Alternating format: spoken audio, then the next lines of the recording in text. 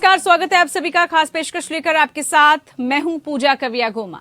UP निकाय चुनाव का सरताज कौन होगा? जी हां, उत्तर प्रदेश में नगर निकाय चुनाव के लिए 4 और 11 मई को मतदान होना है। इससे पहले यूपी बीजेपी ने नया कैंपेन सॉन्ग गुंडे पुकारते हैं अखिलेश आइए लॉन्च किया है। इस सॉन्ग के वीडियो में अतीक अहमद को भी दिखाया गया। यूपी बीजेपी के ऑफिशियल ट्विटर हैंडल से इस वीडियो को ट्वीट किया गया है और इस सॉन्ग के जरिए समाजवादी पार्टी अध्यक्ष अखिलेश यादव पर निशाना साधा गया। गाने में मुजफ्फरनगर दंगों, महिलाओं के खिलाफ अपराध, मुख्तार गायत्री प्रजापति का भी जिक्र किया गया है। बताया जा रहा है कि चुनाव में प्रचार वाहनों पर इस सॉन्ग को दिखाया जाएगा। वहीं इस गाने के बोल हैं, गुंडे पुकारते हैं अखिलेश आइए, दंगों में फिर यूपी को वापस जलाइए। यूपी को जिसने लूटा वो नेता तुम ही तो थे, जेपी के सपने तोड़ दिए वो बेटे तुम ही तो थे। एक बार फिर से टूटी चुराइए, गुंडे पुकारते हैं अखिलेश आइए। एक तरफ मुख्यमंत्री योगी आदित्यनाथ यूपी के 3 जनपदों में पहुंचकर चुनावी सभा सोमवार को कर चुके हैं। वहीं समाजवादी पार्टी के सर्वेसर्वा अखिलेश यादव निकाय चुनाव की रणनीति बनाने में अभी भी जुटे हुए हैं। समाजवादी पार्टी निकाय चुनाव के प्रचार की कवायद में बीजेपी के सामने बौनी नजर आ रही है। सपा लगातार साल 2014 से ही बीजेपी के खिलाफ घुटने टेक रही है, लेकिन सपा की रणनीति में हार के बावजूद कोई खास बदलाव नजर नहीं आ रहे हैं। नगर पंचायत, नगर पालिका और नगर निगमों का चुनाव 4 और 11 मई को और परिणाम 13 मई को घोषित किए जाएंगे। ये तो तय है, लेकिन सपा के स्टार प्रचारक मैदान से अभी भी दूर हैं। हालांकि अखिलेश यादव ने समाजवादी पार्टी के संगठन की अच्छी समझ रखने वाले चाचा शिवपाल यादव को इटावा, मैनपुरी और फिरोजाबाद में प्रचार की बागडोर थमा दी है, लेकिन वो खुद चुनावी मैदान में उतरने को लेकर योजना बनाने में अभी भी जुटे हुए हैं। दूसरी तरफ बीजेपी एक तरफ सोमवार को अपने तुरुप के योगी आदित्यनाथ को सहारनपुर, शामली और अमरोहा के चुनाव प्रचार में उतारकर चुनावी संग्राम का जोरदार आगाज कर चुकी है। इसी कड़ी में बीजेपी के 2 उप मुख्यमंत्री ब्रजेश पाठक गाजियाबाद से और केशव प्रसाद मौर्य झांसी से बीजेपी उम्मीदवार के पक्ष में शंखनाद करते दिखाई भी दिए। एक तरफ अतीक अशरफ की पुलिस कस्टडी में हत्या की जांच हो रही है, तो वहीं दूसरी तरफ बीजेपी इस बात को नगर निकाय चुनाव में जनता के बीच लेकर जाने की तैयारी में है कि अपराधियों और माफियाओं को समाजवादी पार्टी की सरकार में संरक्षण मिला। इसमें अतीक अहमद और मुख्तार अंसारी जैसे नाम भी शामिल हैं। 4 मिनट के इस गाने के वीडियो में 2 बार अतीक अहमद को दिखाया भी गया है। पार्टी जो सूत्र हैं वो बता रहे हैं कि बीजेपी नगर निकाय चुनाव में लोगों के बीच जाकर समाजवादी पार्टी और अतीक अहमद के बीच को कनेक्शन को याद दिलाना चाहती है। निकाय चुनाव में बीजेपी के एलईडी प्रचार वाहनों पर भी इस गीत को दिखाया जाएगा। वहीं मुख्यमंत्री योगी आदित्यनाथ ने सोमवार को विपक्ष की पिछली सरकारों पर निशाना साधते हुए कहा कि अब उपद्रव और माफिया नहीं, बल्कि उत्सव और महोत्सव उत्तर प्रदेश की पहचान है। मां शाकंभरी और बालासुंदरी की पवित्र भूमि सहारनपुर से सोमवार को नगर निकाय चुनाव प्रचार की शुरुआत करते हुए योगी आदित्यनाथ ने चुनावी जनसभा में अपनी सरकार की सिलसिलेवार तरीके से उपलब्धियां गिनवाई। रंगदारी ना फिरौती, अब यूपी नहीं किसी की बपौती, और आज यूपी में न कर्फ्यू न दंगा, आज यूपी में सब तरफ चंगा जैसे नारे भी दिए गए हैं। योगी आदित्यनाथ ने कहा कि अब उपद्रव नहीं, उत्सव हमारी पहचान है, माफिया नहीं, महोत्सव हमारी पहचान है। उन्होंने पिछली सरकारों पर आरोप लगाते हुए कहा कि 2017 से पहले सरकारों को दंगा कराने से फुर्सत नहीं थी, लेकिन आज उत्तर प्रदेश में कहीं कर्फ्यू नहीं लगता। अब तो कांवड़ यात्रा निकलती है। पहले नौजवानों पर झूठे मुकदमे होते थे, पहले शोहदों का आतंक रहता था और बेटियां घर से निकलने में डरती थी, और आज उत्तर प्रदेश में भयमुक्त माहौल है। तो क्या कुछ बोला गया सिलसिलेवार तरीके से वो हमने आपको बताया। यूपी निकाय चुनाव को लेकर रणनीतियां बनाई जा रही हैं।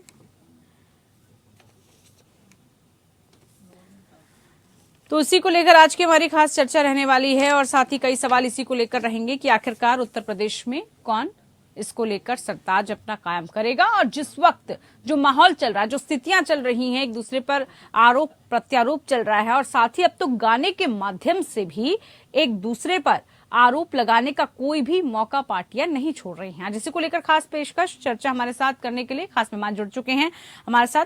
राजेश सिंह जी बीजेपी नेता जुड़े, बहुत स्वागत है राजेश जी कार्यक्रम में आपका। हमारे साथ रविंद्र प्रताप सिंह जी समाजवादी पार्टी प्रवक्ता जुड़े, बहुत स्वागत है कार्यक्रम में आपका। राजेश सिंह जी, तैयारी पूरी चल रही है और तैयारी लग रहा है कि गानों के माध्यम से भी झलक रही है। इस बार आरोप प्रत्यारोप का दौर गानों के माध्यम से गूंजने वाला है, जहां पर आप तमाम बड़े आरोप समाजवादी पार्टी पर, उनके राज में जो कुछ भी उस पर लगाते हुए नजर आ रहे हैं। क्या लग रहा है इन सब के बीच में, क्या जनता पर इसका असर पड़ेगा? क्या जनता के बीच में जो आप संदेश देना चाह रहे हैं इन गानों के माध्यम से, इन वीडियोस के माध्यम से, क्या उन तक वो पहुंचने वाला है? देखिए पूजा जी, मेरी आवाज आ रही है? जी बिल्कुल। देखिए पूजा जी, अब जनता जनार्दन ये समझ चुकी है कि भारतीय जनता पार्टी की सरकार में और समाजवादी पार्टी की सरकार हो या अन्य विपक्षी जो भी दल है उनके सरकार में क्या अंतर है, ये जनता जनार्दन पूरी तरीके से जान चुकी है, समझ चुकी है। और पूरे प्रदेश की जनता अब विकास की राजनीति चाहती है और जो विकास कर रहे हैं उन्हीं की। तो समाजवादी पार्टी सरकार में तो गुंडा जातिवाद यही देखा जा रहा है, विकास तो देखा नहीं। तो अब जनता विकास देख रही है तो वो पूरी तरीके से भारतीय जनता पार्टी पे विश्वास कर रही है और जनता को ये लग चुका है कि भारतीय जनता पार्टी का कोई विकल्प नहीं है। इसलिए हम पूरी तरीके से, हमारे जो पन्ना प्रमुख है और पन्ना प्रमुख से लेकर के प्रदेश स्तर के नेता हो चाहे राष्ट्रीय स्तर के नेता हो, हमारे प्रदेश के, इसीलिए कहा जा रहा है कि बीजेपी की जो नजरें हैं इस वक्त वो बाहरियों पर है।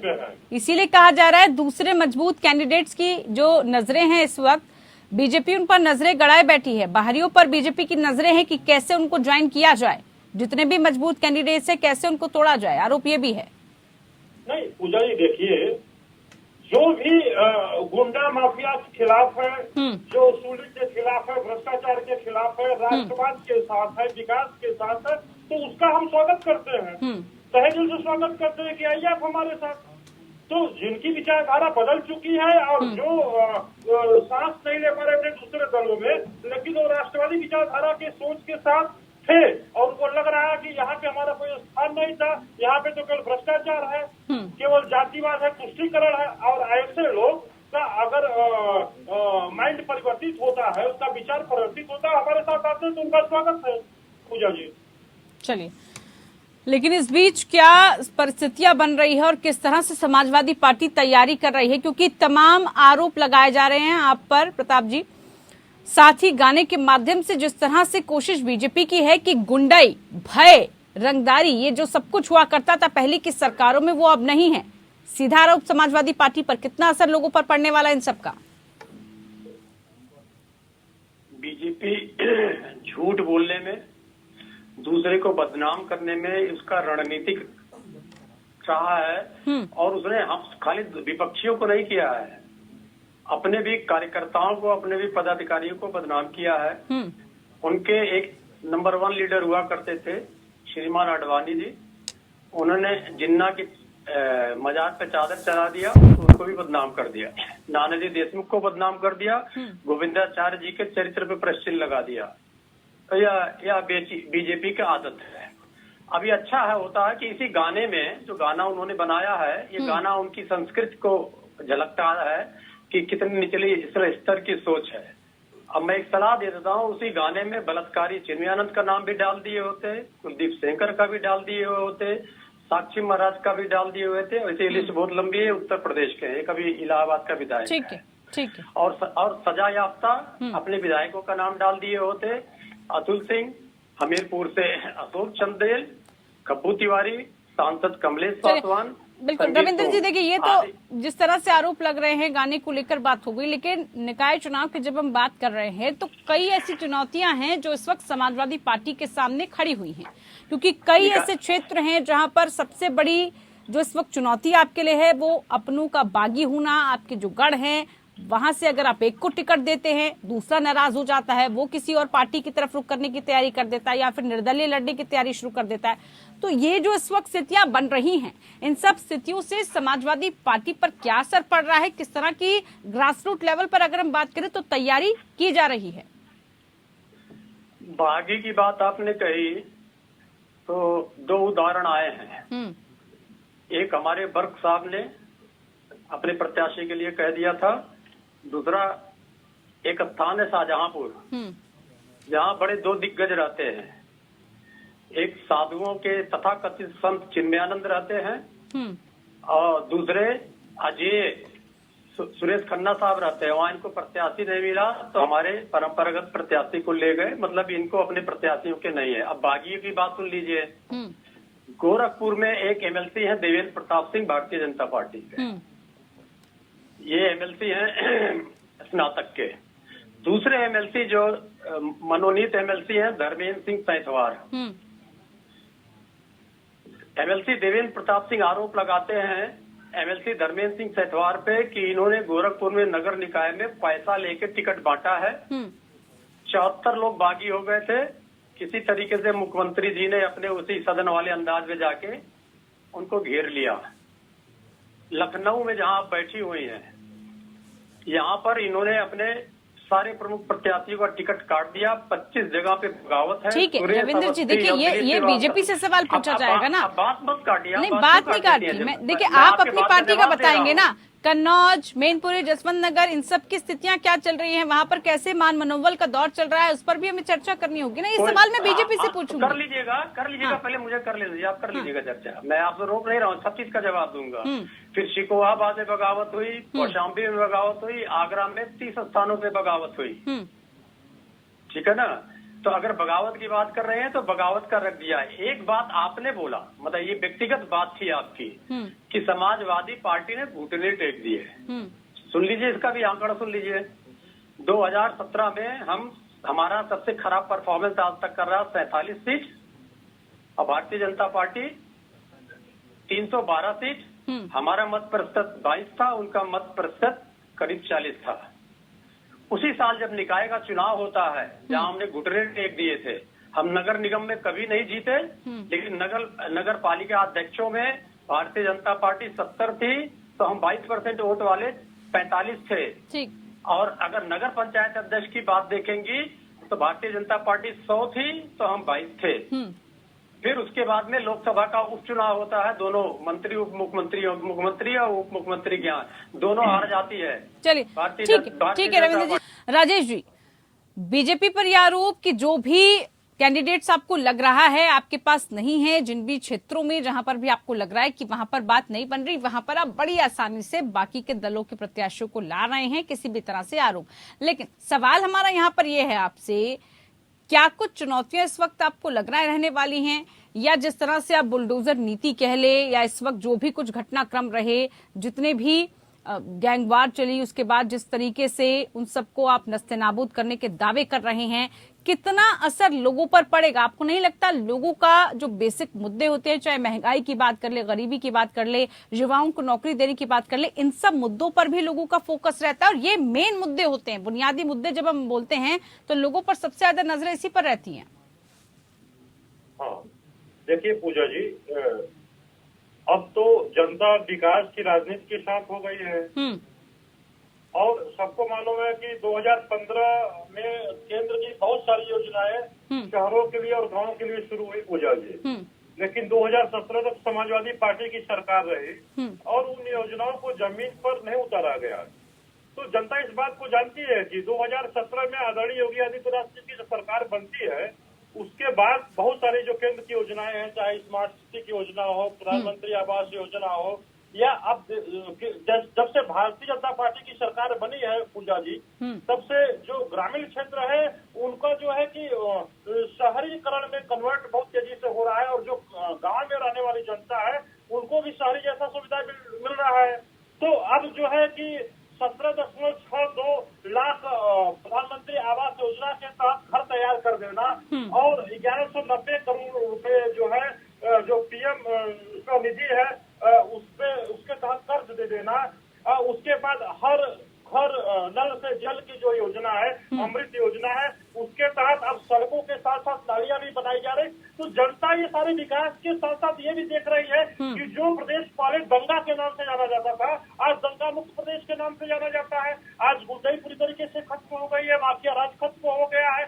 जो व्यापारियों से मैनिफेस्टो में किन मुद्दों पर नजर रहने वाली है? मैनिफेस्टो में कौन से ऐसे मुद्दे, मुख्य मुद्दे रखने वाले हैं आप?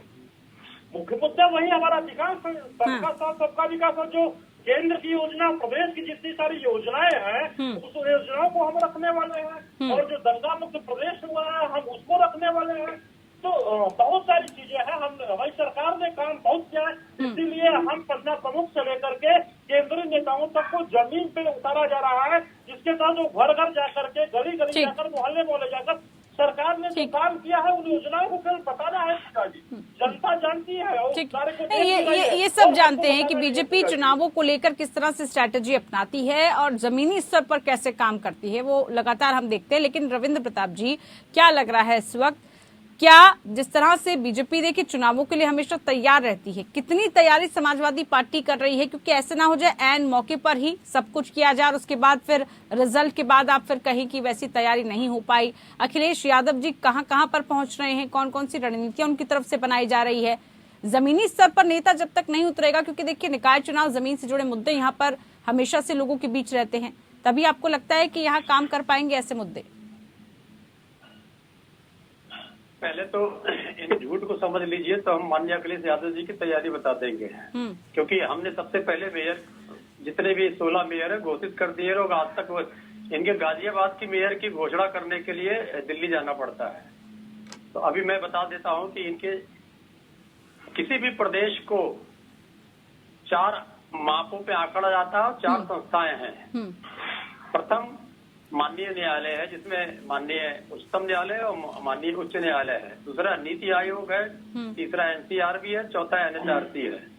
जरा उत्तर प्रदेश की स्थिति देख लीजिए, जहां से आंकड़ा आता है, टेलीविजन से नहीं आंका जाता, कार्यकर्ता से नहीं आंका जाता है, या अखबार से नहीं आंका जाता है। कोर्ट कैसे आंकती है? अभी परसों कोर्ट ने कहा, माननीय उच्चतम न्यायालय ने, कि लगता है कि उत्तर प्रदेश सरकार ढीठ हो गई है, और जब तक कि उसके खिलाफ अवमानना न दाखिल किया जाए, वह किसी निर्देश का पालन नहीं करती है। उससे पहले 2019 से माननीय उच्चतम न्यायालय कह चुकी है आज जंगल राज है। माननीय उच्च न्यायालय हाई कोर्ट कह चुका है कि 21 या 11, मैं कंफ्यूज हूँ, दोनों में से एक भी हो सकता है, कि अवमानना नोटिस के बाद एक अधिकारी को आपने अपने कैसे नौकरी दे रखी है, सीनियर आईएएस दीपक कुमार जी। ठीक है, ये सारे मुद्दे ठीक हैं। कोर्ट ये कह रहा है, फटकार लगा रहा है सरकार को, उसका जवाब सरकार को देना है। हाँ, नहीं, मैं अपने सवाल पूछूंगी ना सर, उसी के रिगार्डिंग में जवाब चाहूंगी ना आपसे। उनको नहीं रोकती है, मुझे क्यों रोक? सर, मैं जो सवाल पूछ रही हूँ उसी में चाहती हूँ, उसी से रिलेटेड। इतना समय नहीं है हमारे पास, इसलिए मैं कह रही हूँ कि जो सवाल पूछा जा रहा है आप उससे रिलेटेड जवाब मुझ तक पहुँचा दीजिए बस। आपने उनके विकास के बारे में पूछा था ना, तो इन्होंने विकास का कहा गांव में, तो ये निकाय का, शहरी निकाय का चुनाव है, गांव का नहीं है। और गांव के चुनाव की बात देख लीजिए, 707 पार्षद इनके जीते थे, और हमारे जीते थे, और 720 इनके जीते थे गांव में। अब जो आप कर रही है, बोलने दीजिए राजेश जी, बोलने दीजिए उनको, बोलने दीजिए, बात कंप्लीट करने दीजिए। हाँ, बोलिए रविंद्र जी। एनसीआरबी कहती है कि भारत में दूसरे नंबर का अपराध उत्तर प्रदेश में होता है। एनएचआरसी कहती है कि सबसे ज्यादा कस्टोडियल डेथ उत्तर प्रदेश में होती है। तो वो तो ना तो विकास योजनाओं में है, ना कानून व्यवस्था पे इन्हीं के मानकों द्वारा आंका जा रहा है। अब आते हैं हमारी तैयारी। हमने सबसे पहले मेयर के सारे उम्मीदवार घोषित कर दिए, लगभग नगर पालिका के घोषित कर दिए, और हमारी फरवरी में हमारे सब जिलावार प्रभारी नियुक्त हो गए थे। 3 लोगों को नियुक्त किया गया था कि 3 लोग लिस्ट देंगे, उस लिस्ट का जो है हम केंद्रीय स्तर पे सत्यापन करेंगे, उसके बाद लोगों को देंगे। तो थोड़ा बहुत वैसे हमारे वहाँ 2 जगह से रिपोर्ट है, और जगह से रिपोर्ट नहीं है, लेकिन विद्रोह एक प्रवृत्ति है। विद्रोह भाजपा का कैसा हुआ मैंने बता दिया, और विद्रोह नहीं हुआ होता कांग्रेस में तो राष्ट्रीय स्वयंसेवक संघ जन्म नहीं लेता, विद्रोह कांग्रेस में नहीं हुआ होता तो भारतीय जनसंघ नहीं बनता। ठीक है, और ये गाने वाने बनाया करें, इनके गानों से इनका चरित्र ही का प्रदर्शन होता है, उससे ज्यादा कुछ भी नहीं। पहले गाना किसकी तरफ से आया, फिर ये भी सवाल उठने लगता है ना, उसका जवाब। पहले बात का छोड़ दीजिए, जो जैसा गाना बनाता है उसका चरित्र का प्रदर्शन हो जाता है। ठीक है, वही बात हो गई, आपका गाना हो गया, बाकी आप चरित्र डिफाइन करने लग जाते हैं। राजेश जी। हाँ, देखिए पूजा जी, पहले तो इनको आंकड़ा नहीं मालूम है। अरे एनसीआरबी का डाटा के ये बता रहे थे, तो एनसीआरबी का डाटा ही करती है कि प्रदेश दंगा मुक्त प्रदेश हो चुका है।